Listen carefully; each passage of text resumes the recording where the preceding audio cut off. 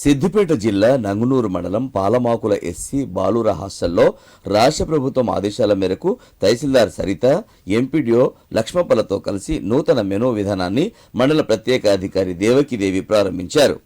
ఈ సందర్భంగా విద్యార్థులతో కలిసి సహపంక్తి భోజనాలు చేశారు. అంతకుముందు హాస్టల్లో గదులను, స్పోర్ట్స్ రూమ్, వంటగదిని వారు పరిశీలించారు. పలు అంశాలపై హాస్టల్ వార్డెన్ గణేష్ కు పలు సూచనలు చేశారు. ఈ సందర్భంగా వారు మాట్లాడుతూ డైట్ ఛార్జీలను, కాస్మెటిక్స్ ఛార్జీలను మెరుగుపరుస్తూ రాష్ట్ర వ్యాప్తంగా ఉన్న అన్ని హాస్టళ్లలో ఒకే డైట్ మెనూ విధానాన్ని ప్రవేశపెట్టడం జరిగిందని పేర్కొన్నారు. హాస్టల్లో పెరిగిన ఛార్జీలపై విద్యార్థులు, తల్లిదండ్రులు చాలా సంతోషం వ్యక్తం చేస్తున్నారని అన్నారు. విద్యార్థులందరూ ప్రభుత్వం అందించే అవకాశాలను సద్వినియోగం చేసుకుని వారి భావితరాలకు బంగారు బాటలు వేసుకుని ఉన్నత శిఖరాలకు అధిరోహించాలని సూచించారు. కార్యక్రమంలో గిర్దావర్ జయసూర్య, గ్రామ కార్యదర్శి అనిత, నాయకులు పంగకుమార్, రంగు అశోక్, పరమేశ్వర్, విద్యార్థుల తల్లిదండ్రులు పాల్గొన్నారు.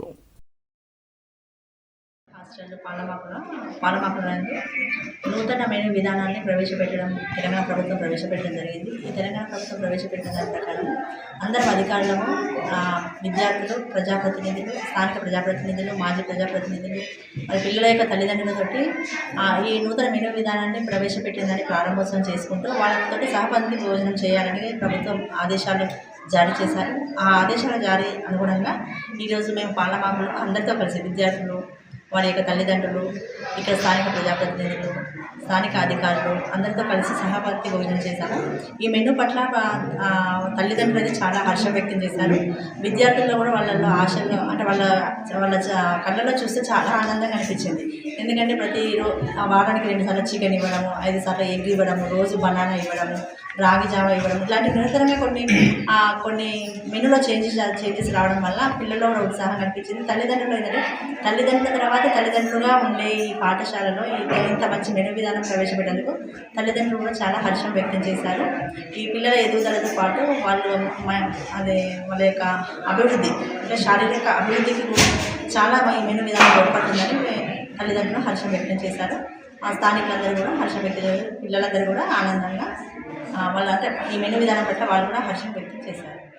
ప్రతిష్టాత్మకంగా చేపట్టిన కార్యక్రమం ఈరోజు యూనిఫామ్ డైట్ విధానము మరియు కాస్మెటిక్స్ విధానం అనేది స్టేట్ వైడ్గా గ్రాండ్గా లాంచ్ చేయమని మన గౌరవ కలెక్టర్ గారు చెప్పడం జరిగింది. అందులో భాగంగా ఈరోజు పాలమాకుల ఎస్సీ బాయ్స్ హాస్టల్కు మేము, అదేవిధంగా మా ఎంపీడీఓ గారు, మా మండల స్పెషల్ ఆఫీసర్ డిపిఓ మేడం గారు, అదేవిధంగా లోకల్లో ఉన్న ప్రజాప్రతినిధులు, పూర్వ ప్రజాప్రతినిధులు, సెక్రటరీ గారు, మా రెవెన్యూ సిబ్బంది, గ్రామ పంచాయతీ సిబ్బంది, ఇక్కడ తల్లిదండ్రులు ముఖ్య అతిథులుగా మన పిల్లలు ఎవరైతే ఉన్నారో హాస్టల్లో వాళ్ళ తల్లిదండ్రులు కూడా ఈ కార్యక్రమంలో రావడం జరిగింది. వాళ్ళందరూ కూడా ఈ కార్యక్రమాన్ని డైట్ మెనూను చూసి అందరూ కూడా హర్షం వ్యక్తం చేశారు. అదేవిధంగా ఈ ప్రోగ్రాం అంతా కూడా మన హెచ్డబ్ల్యూఓ గణేష్ గారు కూడా చాలా బాగా మెయింటైన్ చేయడం జరిగింది.